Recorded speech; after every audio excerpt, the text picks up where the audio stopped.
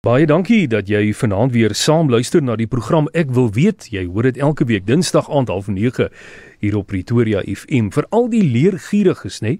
Vir alles wat nou kom by natuurwetenskap. Daar's baie vrae wat gevra word. En daarom saai ons hierdie program uit. Ons bied dit aan en ons gee vir jou 'n geleentheid om daardie vrae dan vir ons in te stuur. Ons gaan dan weer vanaand vir 'n tweede keer luister na ons kenner se insiggewende antwoorde oor die fascinerende onderwerp van die buitenste ruim. Is daar nou werklik lewe in die buitenste ruim? Hoe vorder die stasie dalk daar op Mars en al die dinge waaroor ons in 'n vorige program ook gepraat het? Heel wat dinge waaroor daar besprekings gehou word en ons het weer eens baie vrae gekry. En die man wat vanaand vir ons dan daardie vraag gaan beantwoord is Dr. Roan Steyn. Hy's 'n senior dosent by die Sentrum vir Ruimtenavorsing en hy's verbonde aan die Noordwes Universiteit daar in die pragtige Potchefstroom daar by die Pikke. En Roan is vanaand weer by ons in die ateljee soos by die vorige program. Dis vir ons 'n wonderlike voorreg. Roan, baie dankie weer eens dat jy al die pad gery het tot hier. Ons sien baie uit na vanaand se gesels. Vreeslik dankie Pienaar, dankie vir die geleentheid om weer deel te wees van hierdie lekker program. En is lekker om terug te wees in die ateljee. Dis lekker, jy het so 'n mooi ateljee, so lekker om net saam te kuier oor alles wat met die ruimte te doen het. Ja, dis 'n fascinerende wêreld. Daar's ook baie geheime, jy weet dinge waaroor mense wonder. Ja. En met goeie reg. Met goeie reg, hulle het goeie reg om so te wees. Dis hoekom ons dan ook hierdie vraag gekry het. En ons wil dan vanaand graag sommer lostrek met hierdie eerste vraag wat ingestuur is. Jy sien, dit kan nou wees soos in die vorige program Thomas of Thomas wees. Ja, hopelik sal hy ons vergewe.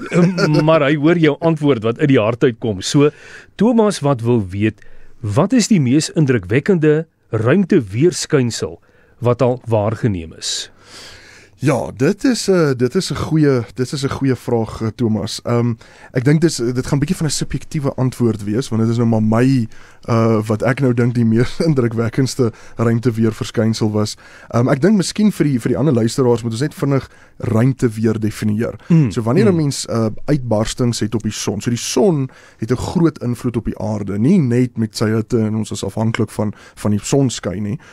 Maar ons het uitbarstings op die son en dan hierdie sonmateriaal bars dan weg van die son af en kom ons sê dit is nou maar in die rigting van die aarde en dan vang die magneetveld van die aarde, vang daai gelaaide deeltjies op en dryf hulle na die pole toe. En dit is natuurlik waar ons die aurora vandaan kry, die noordelike ligte of die suidelike ligte.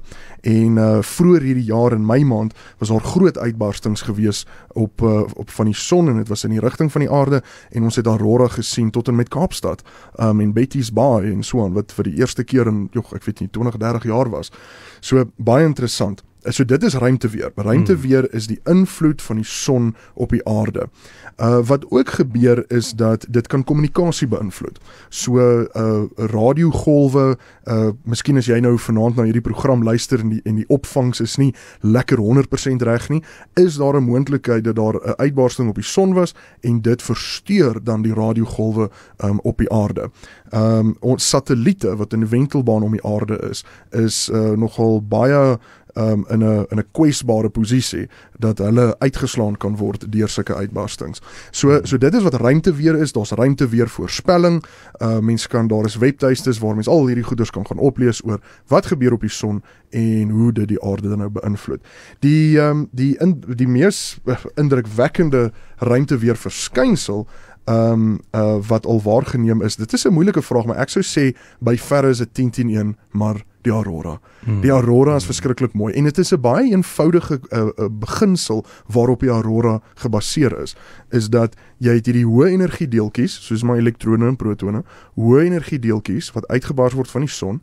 Hulle word gevang deur die magneetveld van die aarde en hulle spiraal hulle om die magneetveld tot by die pole, suidpool of noordpool, en dan soos hierdie elektron deur die atmosfeer bars as dit ware, is daar natuurlik vreeslik botsings, baie geweldige baie botsings.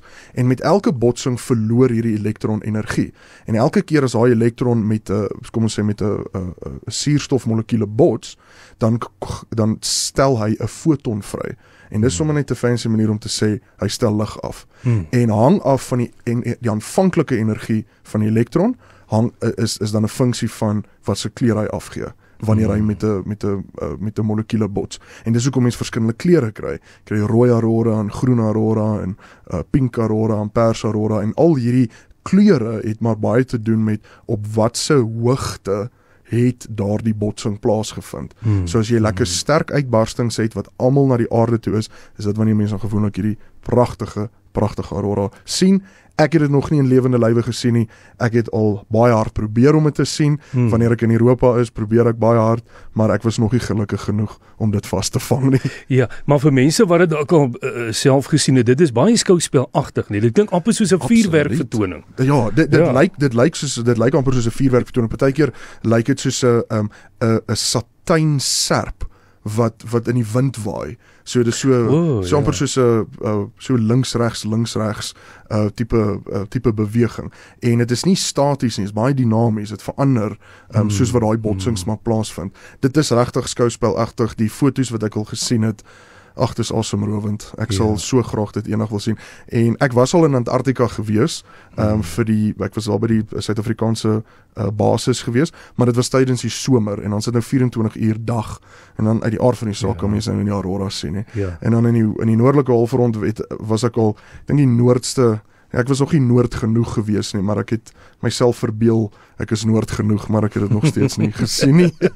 Maar ja, dalk eendag op een van daai ekspedisies van jou oorsee, dan is jy gelukkig. Ek hoop so, Pienaar, kom ons hoop so. Ja. Net kortliks voordat ons aanbeweeg na die volgende vraag toe, is ons reg, dit is iets wat op spesifieke tye gebeur, of wissel dit ook maar? Dit wissel maar, ons het die son het maar sy tye, son maksimum, so ons is tans is ons in 'n sonmaksimum periode, baie sonkolle, baie magnetiese aktiwiteit, baie uitbarstings. So die kans dat 'n uitbarsting in die rigting van die aarde is baie groter. So dan sal die aurora baie meer aktief wees. En dan die son het 'n 11 jaar siklus. So oor 5 of 6 jaar dan sal dit nou weer sonminimum wees. En dan is dit minder sonkolle, minder magnetiese aktiwiteit, minder uitbarstings, wat beteken dat die aurora sal teenoor wat minder wees. Ja. Nee, maar goed so, jy het nou so gepraat van die son. Die volgende vraag van die elemente wat jy nou genoem het, Roan, Annel wat hierdie volgende vraag vra, sy wil weet hoe beïnvloed sonvlekke en dan nou sonuitbarstings die aarde. Dit sluit nou in 'n mate aan by jou. Ja, dit is eintlik die twee vrae sluit nou baie mooi by mekaar aan. Ek dink kom ons verduidelik gou wat is 'n sonvlek. So wanneer 'n mens na die son kyk deur die regte teleskoop, natuurlik, asseblief moet nooit met jou gewone oë net na die son kyk nie, dit kan baie skade maak. So wanneer mense na die son kyk en jy kyk na die oppervlak van die son, dan sien ons hierdie swart kolletjies en ons noem hulle sonvlekke. Die rede hoekom hulle swart vertoon is omdat hulle koeler is as die omliggende area. En die rede hoekom hulle koeler is as die omliggende area is omdat hulle sonvlek se magneetveld is baie sterk. Wat beteken dat hy trek die plasma as dit ware terug en dan verkoel die gedeelte bo die sonvlek, omdat die uitstraling van plasma nie so vinnig is soos in sy omliggende area nie. So dan sien ons hierdie sonvlek.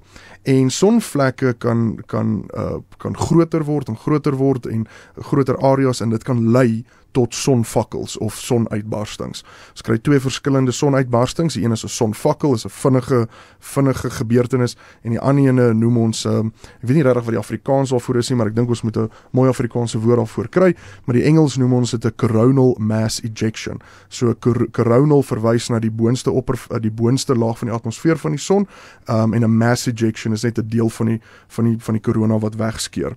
En dit gaan gewoonlik gepaard saam met 'n skok.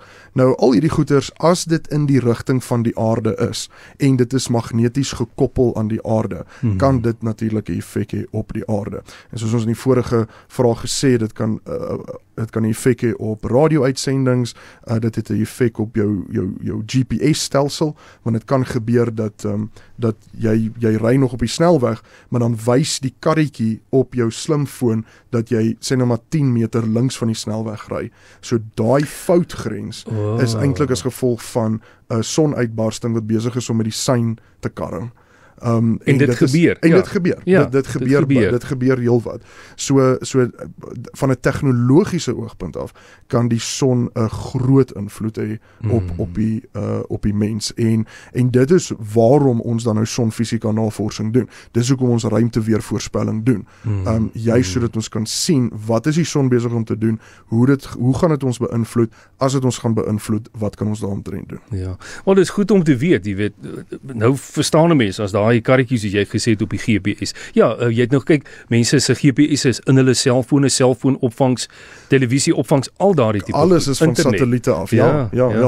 Daar was net as 'n lekker kantlyn interessante feit, en ek verskoon my as ek dit nou verkeerd kry, ek praat onder korreksie, maar ek dink dit was in 1859 was daar wat hulle noem die Carrington event. En dit was 'n enorme groot sonuitbarsting.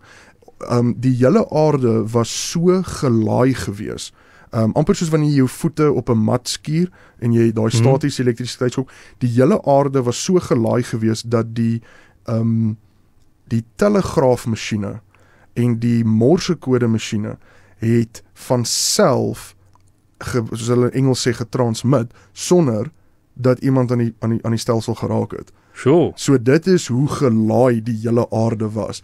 En daar was nie vreeslike impak gewees of invloed gewees daai tyd nie, behalwe nou vir die telegraafmasjiene. Maar as ons vandag met ons tegnologie, as ons vandag 'n Carrington event sou hê, is daar regtig 'n moontlikheid en is 'n werklikheid dat die hele aarde se internet uitgeslaan word. Of die hele aarde se kragopwekstelsel word uitgeslaan. Of al die satelliete wat in die wentelbaan is om die aarde word tot niet gemaak. So dit is bietjie katastrofies. En dit is juis hoekom ons ruimteweervoorspelling bestudeer. Dit is juis hoekom ons die son bestudeer, sodat ons weet waar is ons kwesbare punte, sodat ons weet wat ons moet doen as so iets sou gebeur. Dis baie, baie interessant. Roan, dankie vir daardie interessante antwoord. Dan het ons hier 'n vraag gekry van Ruben. Dis nou die volgende vraag. Sy vraag gaan soos volg: wat is die mees belovende ontwikkelings in ruimtevaarderkos en voeding? Het ruimtevaarders sekere voorkeure? Ja, ek dink Ruben, jy's heeltemal reg. Daar is 10-1 voorkeure van sekere ruimtevaarders. Dis 'n baie goeie vraag, want op die ou einde dit kos geld per kilogram, $1000 per kilogram wat 'n mens wil lanseer. So wat 'n mens met kos wil doen is jy wil die minste hoeveelheid kilogramme saam met die ruimtevaarder lanseer wat vir die ruimtevaarder die meeste hoeveelheid energie gaan gee vir die tydperk van daardie projek of daai missie. So daar word geweldige interessante navorsing gedoen oor wat is die minste hoeveelheid kos wat jy kan saamstuur wat die meeste hoeveelheid energie gaan gee. En dit gaan mens gewoonlik altyd na jou supervoedselgroepe toe. Soos as ons mens sommer 'n simpel voorbeeld kan gebruik, 'n eier. 'n Eier is 'n superfood. Quinoa is 'n superfood. Wat van neute? Neute, selfde. So wat hulle gewoonlik doen is hulle kyk wat kan saam gelanseer word wat sin maak. Die uitdaging is natuurlik is dat mense bly mense en mense gedrag bly mense. As ek vir jou sê jy gaan ruimte toe, maar jy gaan vir 'n jaar lank net pistachioniete eet, want dit is die beste wat ons vir jou kan gee en dit is wat jou die beste energie gaan gee. Dan gaan 'n mens ewe skielik nie baie opgewonde wees nie. Nee. So dit is 'n baie interessante navorsingsveld oor waar trek jy daai lyn dat jy ten minste vir die mense nou en dan 'n bietjie roomys gee, want anders gaan hulle van hulle koppe afraak. Of 'n skaapchoppie. Op 'n ou skaapchoppie, 'n bietjie biltong in droewors in werk. En want massa kos geld. Dit is hoekom iemand byvoorbeeld soos ek sal nie 'n goeie ruimtevaarder maak nie. Want nommer 1 is ek is te lank. Ek pas nie in die kapsule nie. Ek is 'n boerseun, so ek is miskien 'n rapsie groter as wat ek behoort te wees. En ek gebruik heeltemal te veel suurstof omdat ek so lank en groot is en hulle gaan teen vir my sê ek eet te veel. So dis hoekom gewoonlik as mense na die ruimtevaders kyk. Sonder om enigstens nou snaaks en ek sê dit in alle ernstigheid, maar toe ek by die Johnson Space Center was in Houston, ek het daar klas gegee vir 'n ruk oor 'n somervakansie. Ja. En ons het met ruimtevaders gepraat en dit was 'n baie goeie program gewees. En sonder om enigstens snaaks te klink, en ek sê dit met grootste respek ooit, is dat vroue maak die beste ruimtevaders. Hulle is gewoonlik kleiner, gebruik minder suurstof en eet gewoonlik minder en is gewoonlik kan baie goeie probleme oplos onder baie druk omstandighede. Mens kan nie dink wat die vrouens se reaksies is as hulle dit moet hoor. Ja. So dis hoekom om ruimtevaders te kies, gaan nie net oor jy het 14 doktorsgrade en jy's 'n mediese dokter en jy's 'n ingenieur en jy's 'n spesialis op dit, dat en so nie. Dit gaan baie keer ook oor jou fisiese eienskappe. Kan hulle dit bekostig om jou aan die lewe te hou in die wentelbaan om die aarde? Ja, so vrouens, daar gaan julle. Ja, goed, ons het nou heelwat vrae, Roan, ons hou maar altyd ons oog hier op die tyd, maar dit is baie waar wat jy gesê het, 'n mens bly 'n mens. Daai eetgewoontes, jy weet, as jy vir 'n jaar lank, dit gaan maar moeilik gaan met party mense. Ja, dis die groot uitdaging met die Mars projekte, is dat tegnies kan 'n mens 10 mense op Mars sit al, behalwe nou vir die bestralingsprobleem wat nog nie lekker uitgesorteer is, maar kom ons sê ons sorteer dit uit. Die ander ding is natuurlik die mense gedrag.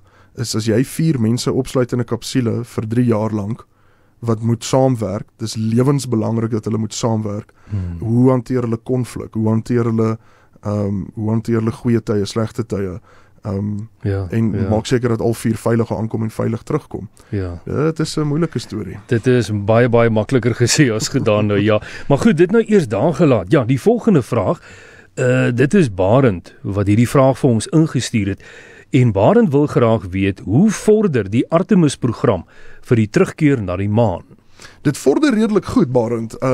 Die Artemis-program is, nou sommer vir ons ander luisteraars wat dalk nou nie vertroud is met die Artemis-program nie, dit is die nuwe Apollo-program. So die Apollo-program het die eerste mense maan toe gevat, dis nou die opvolgprogram is nou die Artemis-program, en as mense nou Griekse mitologie ken, dan is dit baie interessant dat Apollo nou die eerste een was en nou is dit Artemis. En die eerste Artemis missie is gelanseer, ek dink laas jaar, as ek dit reg kan onthou, ek dink dit was in 2022 dink ek, einde 2022 is die eerste Artemis missie gelanseer. Die volgende missie gaan wees in 2025, so dit is wanneer al mense aan boord gaan wees en hulle gaan om die maan wentel, maar hulle gaan nie land nie. En dan in 2026 is die bewering dat hulle dan nou mense Artemis 3 sal dan nou maan toe lanseer en mense sal dan nou op die maan weer kan loop in 2026. My vermoede is dat dit is baie optimisties. Ek sal verbaas wees, wat ek bedoel, mense wil altyd verkeerd bewys word, en dit is altyd goed vir besigheid, maar ek sal verbaas wees as dit in 2026 gebeur. Ek dink dit is 'n bietjie vroeg. Wat sou jy sê, wanneer behoort dit eers, as 'n mens nou bietjie meer realisties daarna kyk? Ek dink bietjie meer realisties, veral as mens kyk na hulle begrotings en tegnies, waar sit hulle en die hoë standaard van veiligheid, wat natuurlik al gestel word. Ek sou sê 2028.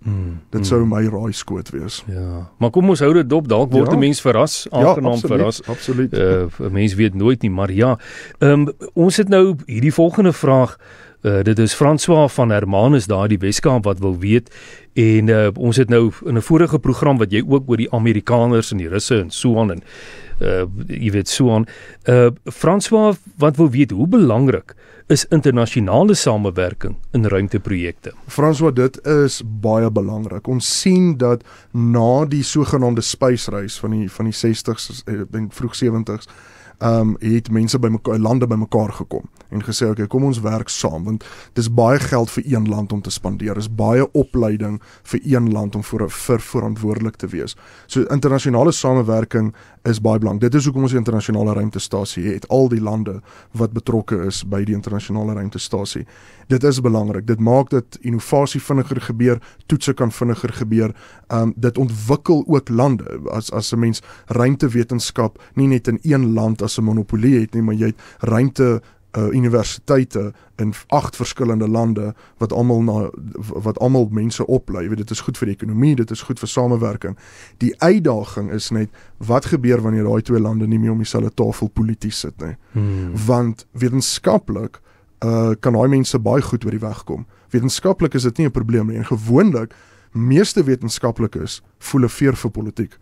So dis vir wetenskaplikes nogal baie moeilik om hulle werk te doen, veral in so internasionale samewerking, wanneer die 2 lande polities nie meer om dieselfde tafel sit nie. En ons praat spesifiek nou van Rusland en Amerika wat nou al 2 ruimtevaders in die internasionale ruimtestasie het.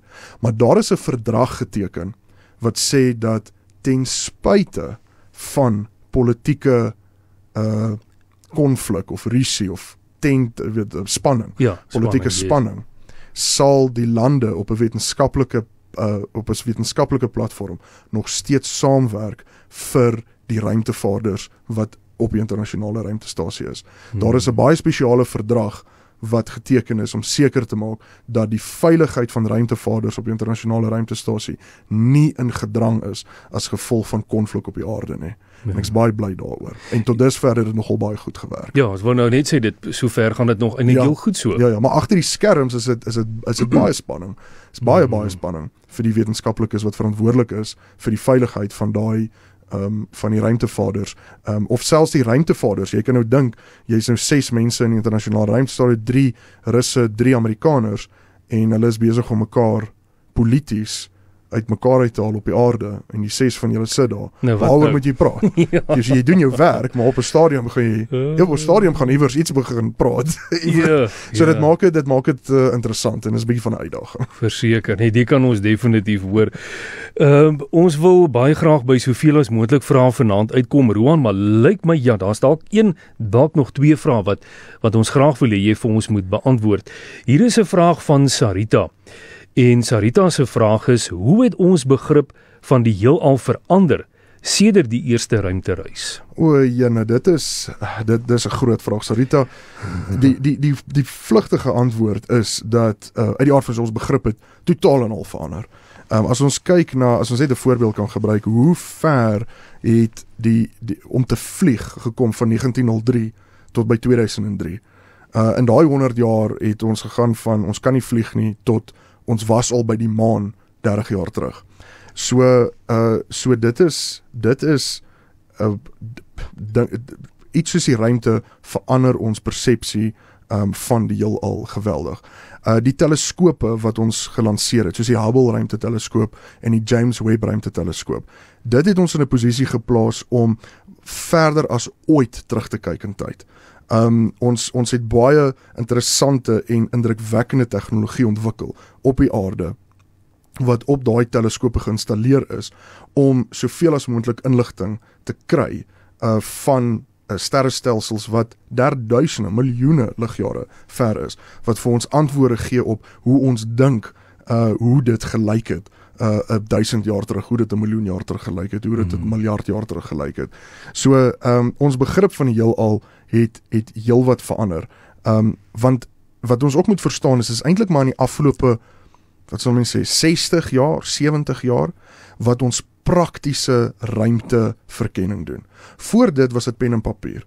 Voor dit het ons baie dinge uitgewerk, Einstein, Kepler se ruimte, se planetêre wette, Newton, al sy gravitasiewet, al daai mense het alles op pen en papier gedoen. Maar dis eers die afgelope 70 jaar wat ons dit prakties kon bestudeer en prakties sien dat dit wel so is. En dan sekere dinge om te sien, okay, nee, wag, daai pen en papier was verkeerd gewees. Dit lyk nie asof ons dit kan regkry nie. So dit is die lekker ding daarvan, is dat vir die eerste keer in die mensgeskiedenis kan 'n mens die twee bymekaar sit. Ja, en Roan, hierdie laaste vraag wat ons dan vanaand vir jou gaan gee, wat nou ook in 'n mate daarbey aansluit, want dit is dan nou Nelly wat wil weet, hoe sal ruimteverkenning dan moontlik oor 50 jaar van nou af lyk? My opinie sou wees, Nelly, is dat ons sal 10 oor 50 jaar 'n permanente basis op die maan hê, en as ons gelukkig is, as dinge so uitwerk, 'n permanente basis op Mars. Ja. Ek dink dit is waarheen ons gaan. Sedert 2002 was al die mense op die aarde, of al die mense was dan nie op die aarde nie. Dink ek kan dit ook 'n bietjie beter stel. In 2002 is die internasionale ruimtestasie gelanseer en sedert 2002 is daar altyd mense in die ruimte. En ek dink oor 50 jaar gaan ons sê dat ons het 'n permanente teenwoordigheid op die maan en 'n permanente teenwoordigheid op Mars. 10-1. Ja, wat is baie wonderlik om dit te hoor en hoe die tegnologie speel ook 'n rol. Dinge raak net al hoe beter. Mense kan al hoe meer akkurate waarnemings ook maak. So dit maak 'n mens ook opgewonde in dieselfde asem. Ja. Maar goed, lyk my ons het nou inderdaad tyd vir die laaste vraag.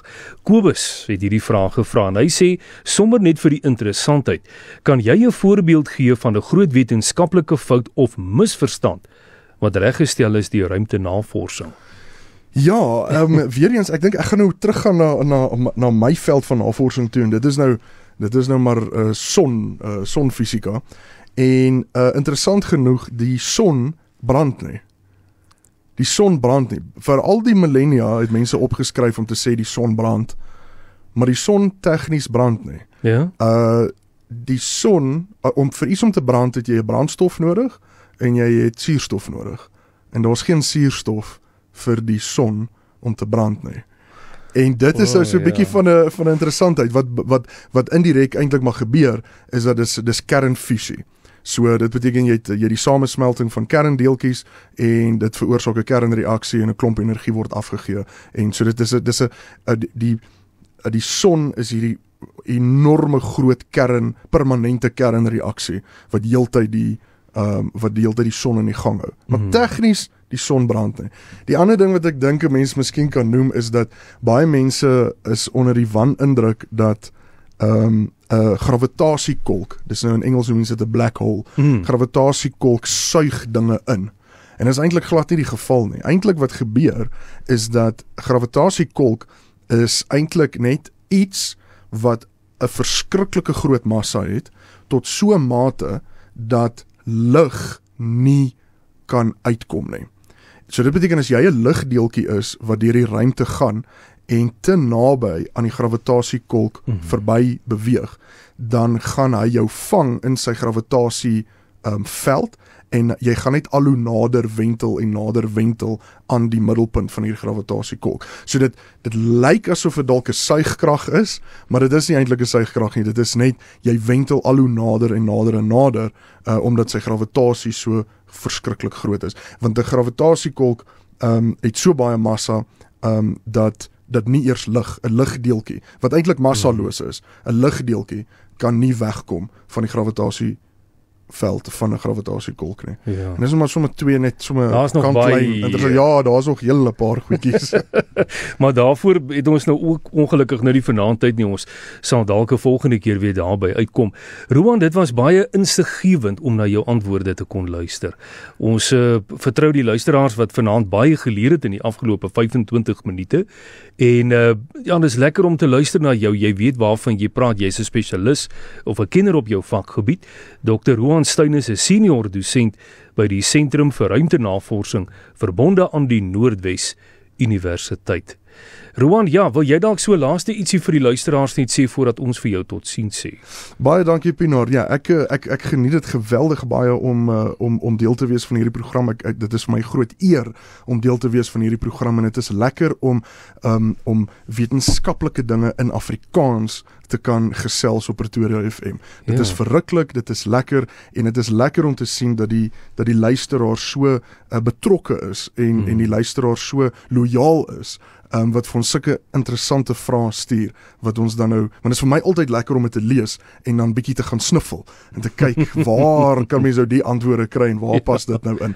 So ek sê vir jou, baie dankie Pienaar, en baie dankie aan die luisteraars ook. Daar is hy. Roan, weer eens dankie, en 'n mooi aand ook verder, en veilig terugry Potchefstroom toe, en onthou om jou vrae dan in te stuur, ek wil weet, by pretoriafm.co.za, dis die e-posadres wat jy kan gebruik, en tot volgende week Dinsdag aand, mooi bly en sterk staan daai kant.